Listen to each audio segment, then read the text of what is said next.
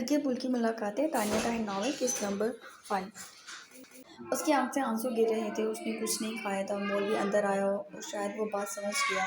ईशा को ऐसे ज़मीन पर बैठे देख उसने निकाह पढ़ाने से साफ इनकार कर दिया। तुम सब ज़बरदस्ती कर रहे हो बच्ची के साथ, मैं पुलिस में रिपोर्ट कर पाऊंगा।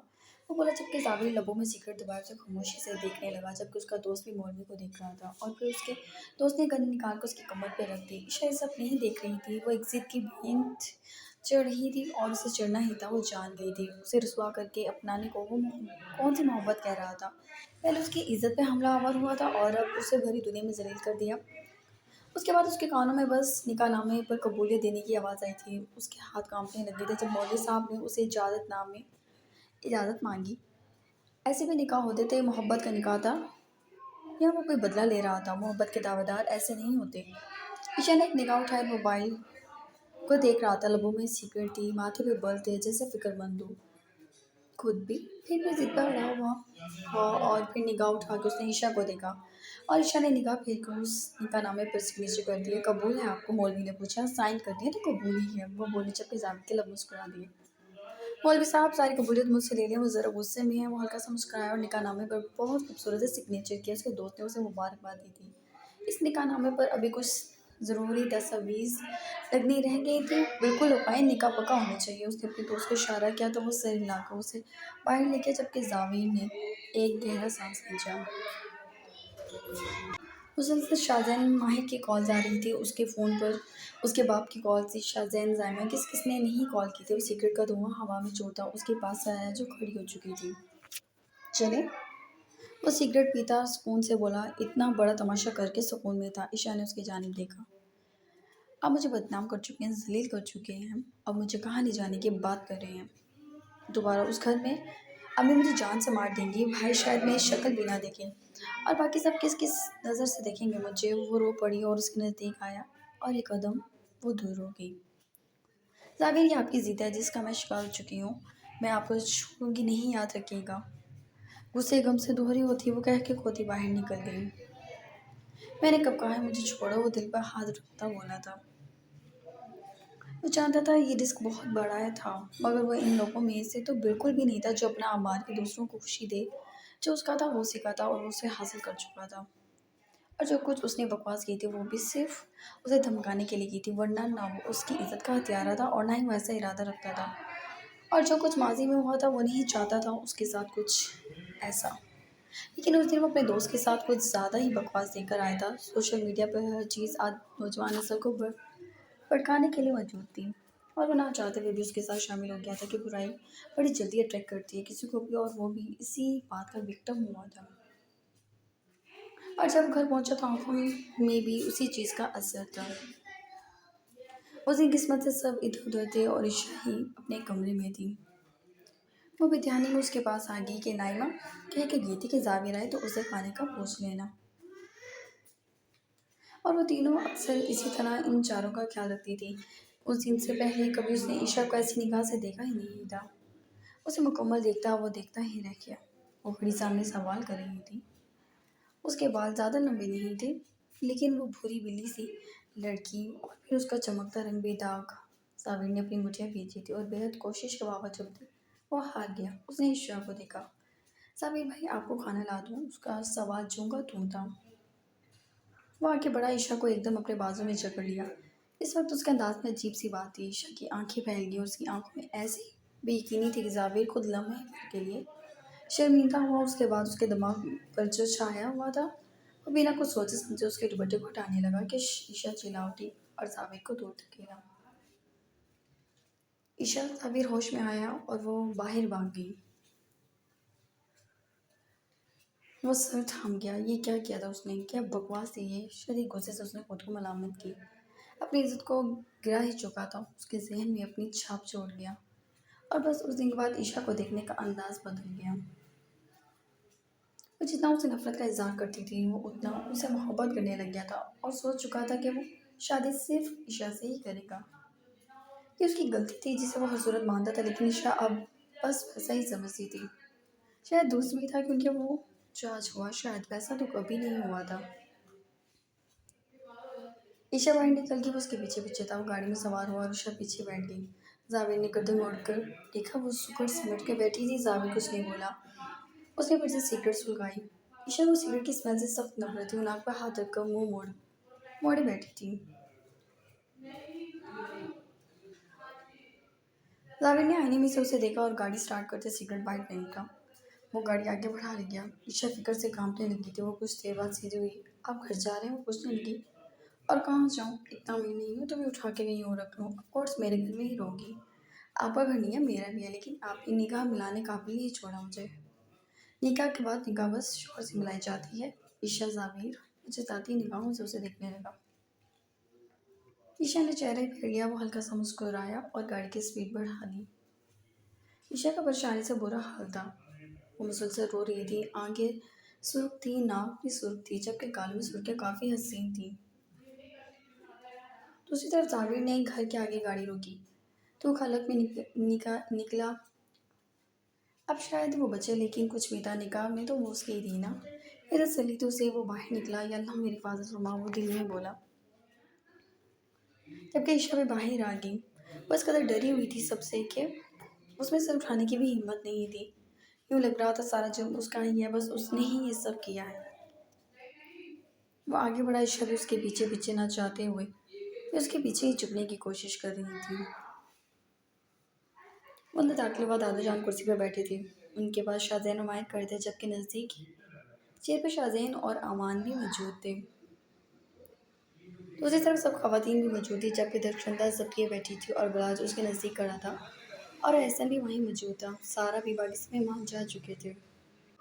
जावेद को देखकर एकदम सब अपनी अपनी जगह छोड़ के उठ गया। वो बेचारी से उसके पीछे ही छुप गई कि उसके अंदर किसी का सामना करने की हिम्मत ना थी। जावेद दरख्शंदा चलाई और उसके नज़दीक आए। उसका गिरबान चकड़ के, जबकि उसके सीने पे मुक्के बरसा दिए। कहाँ ले गए थे मेरी बेटी को? तुमने क्या किया है उसके साथ? इतनी गलीज़ तरबियत, इतनी गलीज़, अपने घर पर नकब लगाया तुमने। वो उसका सीना पीट चुकी थी, जबकि बलाज उसे सख्त निगाहों से देख रहा था। जावेद चुपचाप खड़ा था, जबकि ईशा पीछे सिसक रही थी। दूसरी तरफ अमान आया। जावेद का गिरबान चकड़ा और खींचकर उसके मुंह पर थप्पड़ मार दिया। और ये सब तो होना ही था। निकल मेरे घर से, वो धाड़े और उसे दूर धकेला। जावेद लब खींच खड़ा था। अगर तुम्हारे दिलो दिमाग में सब था जावेद, तुम मुझे बता सकते थे। अमान उसका गिरबान चकरते चीखे। वो एक लफ्ज़ भी नहीं बोला था, जबकि उसकी खामोशी पे वो और तैश खा गई। जलील कर दिया, मेरी बेटी को जलील कर दिया। वो रोने लगी, जबकि ईशा को सीने से लगा लिया और ईशा भी बुरी तरह रो पड़ी। अमान ने उसके 2-3 थप्पड़ लगाए थे और अब भी वो कुछ नहीं बोला था। तो शाहजैन बीच में आया। जवान है वो, अमान छोड़ दो उसे। जवान है तो जवानी का नशा उस कमज़ोर पर क्यों दिखा रहा है? बाप के सामने दिखाए दिखाए, मैं भी देखूं कितनी जवानी है इसमें। जो ठाटे मार रही है वो गड़ा रही थी। दर्शकंदा ईशा को सीने से लगाई बैठी थी। अभी तुम अपनी दोस्तियां निभाओ। मुंह तोड़ दो इस कमीने का। वो ब्लाज पे चीखी। ब्लाज कुछ नहीं बोला था। ईशा कमरे में जाओ उसने कहा। और दर्शकंदा उसे गुस्से से बोल रही थी। सब खामोश थे। तब क्या माँ का बस नहीं चल रहा था कि उसे घर से निकाल दे। जावेद चुपचाप पड़ा था। ईशा ऊपर चली गई। उसके साथ जायमा भी जाने लगी कि दर्शकंदा चला उठी। बस मेरी बेटी के पास जाने की ज़रूरत नहीं है। दूर रहो तुम सब मेरे बच्चों से। मेरे बच्चों के पीछे पड़ चुके हो। चले उठे, वो बोला। उसने माँ को उठाया। उठे, वो दर्शकंदा को भी कमरे में ले गया, जबकि एहसन और सारा भी उनके पीछे चल दिए। जलील कर दिया। उसने मुझे सारी इज्जत खाक में मिला दी। एक बार मुझे कहा ही नहीं कि अगर कह देता तो क्या इसकी कोई बात तर्क की है आज तक, जो इतना बड़ा कदम उठा दिया? घर में दरार डाली है इसने। कल जा मेरे घर से। वो फिर उसकी तरफ बढ़े, जबकि दादा जान की आवाज़ पे रुके। रुक जाओ अम्मा, जाओ सब अपने कमरे में। वो बोले, जबकि खुद भी उठा और अपने कमरे में चली गई। शाहजैन और माही उनके पीछे जाने लगे, मगर उन्होंने सबको रोक दिया। मेरे कमरे में आओ, और जावेद को बोले और चले गए। और दूसरी तरफ सिर्फ दादा जान की वजह से वो खामोश हो गए, वरना गुस्से की हालत ऐसी थी कि वो जान से मार देते। वो सब चले गए। जावेद ने माँ की जानिब देखा, जिनकी आंखों में नमी थी, और वो भी चली गई। वो अकेला करता शाहजैन और माही ने उसे देखा। जावेद भी उन दोनों को देखने लगा। निकाह किया है ना? शाहजैन ने आईब्रो छुपा कर देखा। वो सर हिला गया। शाहजैन ने उसे लानत दिखा दी। वो सर जाकर मुंह बना गया। अब ये सब ठीक कहते करने का कैसे करने का इरादा है? फिलहाल मेरे दिल को तसल्ली है, अब ये एहसान छोटी शर्ट उसके पास भी नहीं भड़केगा, वो सुकून से बोला। इतनी थप्पड़ खाकर भी शक्ल पर ज़रा अफसुर्दगी नहीं है, शर्म तो नहीं आ रही? माहिर ने घुल कर कहा। सच तो यह है, बस शर्म नहीं आ रही, बाकी सब कुछ आ रहा है। जावेद बेचारगी से बोला तो वो दोनों से बोलने लगे। इलाज का क्या होगा, वो बेहद खफा हो गया है। शाहजैन को फिक्र हुई। मान जाएगा, वो सब जानता है, मुझे भी, मेरे अंदर के हालात को भी, और शायद वो भी जो तुम लोग नहीं जानते। लेकिन रुसवाई हुई है। जावेद, तुम्हें कुछ ख्याल करना चाहिए था। माहिर ने नफ़े में सर हिलाया। हाँ, ख्याल करता था कि उसके बच्चों का मामू बन जाता। बहुत आला, मुझे उसके बच्चों का बाप बनना है। मुझे अपनी किसी हरकत पे कोई पछतावा नहीं है। जावेद, दादा जान अंदर से दहाड़े तो वो अंदर घुस गया। बस अल्लाह बचाएगा उसकी जान। शाहजैन ने सख्त सांस खींची। तब वे दोनों ही वहाँ से उठ गए। जावेद एकदम दूर हुआ। तो मुझे पता तूने ये हरकत की कैसे? उन्होंने एक और छड़ी मारी थी। मेरे पास ऑप्शन नहीं था। आपने कौन सा कुछ कर लिया था मेरे लिए? मरा नहीं था जो कुछ भी ना कर पाता। जावेद, वो बढ़ के और घुमा की छड़ी उसकी कमर पर दे मारी। यार, अच्छा बस करें, बुरा हाल कर दिया है मेरा। जावेद सोफे पे छड़ी छीन कर उनसे बैठ गया। जब कोई दादाजान थक कर कुर्सी पर बैठ गए। निकाह किया है तुमने? उन्होंने सवाल किया। वो सर झुका गया। अब भोंक दो मुँह से। जी, वो बोला। उठे और चप्पल उतार ली। यार दादाजान, मेरी बस हो गई है यार, कुछ इलाज का लिहाज कर लेते। वो गुस्से से उसे देखने लगे। अच्छा छोड़े इन सबको, ठीक है, गलत किया मैंने, गलत तरीका था, काम ठीक ही है। मैं पागल हूँ जो उसे किसी और का होने दे देता। अच्छा खैर, आप एक काम कर लें प्लीज़। अब वो इनके कदमों में किसी छोटे बच्चों की तरह बैठ गया। तुम तो अपनी शक्ल गुम करो, सीधा मुझसे दफ़ा हो जाओ और खुदा से तौबा कर लो। जावेद, कर लूँगा यार, बात तो सुन ले, वो बोला जबकि उन्होंने उसे घूर कर देखा। रुखसती करा दें, बस अब तो मेरी बर्दाश्त से बाहर है। वो उठे। जावेद बाहर भागा और उन्हें फ़ौरन चप्पलें खींच खींच के मारी थी। उसे लगी तो नहीं, अलबत्ता वो अपने शोल्डर्स दबाता बाहर आ गया। एक निकाह की खातिर इतनी मार खा ली थी उसने, और देखा ईशा के कमरे का दरवाज़ा बंद था। वो गहरी सांस खींच गया, और इतना पिटने के बावजूद भी उसके चेहरे पर मुस्कान थी। शायद आज रात उसे नींद भी आ जाती। निकाह किया है उसने तुमसे? दरचंदा ने उसे छूते ही सवाल कर लिया। उसने बमुश्किल तमाम सहरी में चंद लुकमे ही तोड़े थे। ईशा ने सोची हुई आंखें उठाईं और सर हिला दिया। और तुमने निकाह कर लिया? वो गुस्से से आग बबूला हो गई। वो डर कर माँ को देखने लगी। इतनी बेबस और मजबूर थी तुम? हाँ। वो उस पर हाथ उठाते ही बुलाते उसका हाथ पकड़ा। ईशा फिर से रोने लग गई। क्या हो गया है आपको? पागल कर दिया है तुम दोनों ने मुझे। तुम्हारे दादा की अवली ख्वाहिश पूरी हो गई है। मेरे पास क्या बचा? मेरे बच्चे और किसी और का? वो भड़की जबकि बिलाज ने उन्हें बिछाया। जामिन ने गलत की है, गलती की है, लेकिन वो ख्याल रखेगा। ईशा का बिलाज के अल्फाज दर्शंदा को पागल करने के लिए काफ़ी थे। बेज़मीर हो चुके हो तुम बिलाज, बेज़मीर। ऐसे को तो मर जाना चाहिए। बेइज्जती का तमगा उसके माथे पर लग गया है।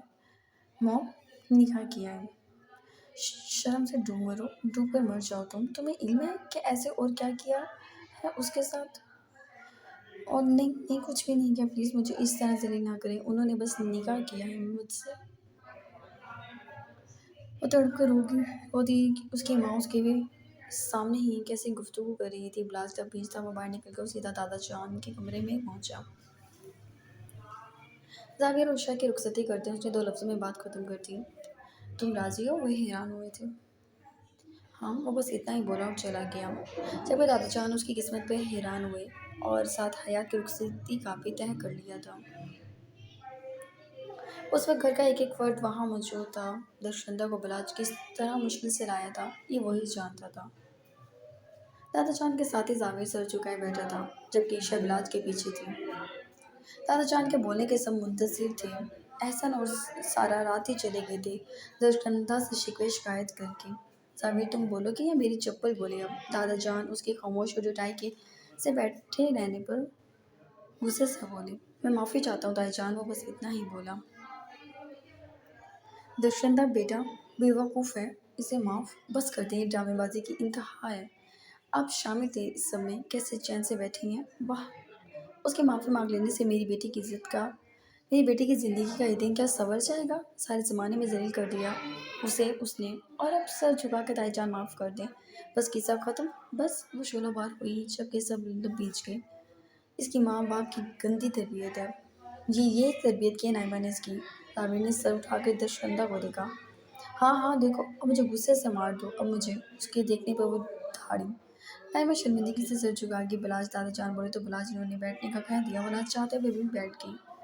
जो हुआ बुरा हुआ और साबिर अपनी गलती पे शर्मिंदा है, लेकिन निकाह हो चुका है तो बेहतर रुखसती कर दी जाए। ईद के बाद वलीमा रख लेंगे दोनों लड़कों का, वो बोले जबकि सभी खामोश थे। दशरंदा पहलू पे पहलू बदल रही थी। ईशा नहीं चाहती थी ये हो, मुसलसल रो रही थी।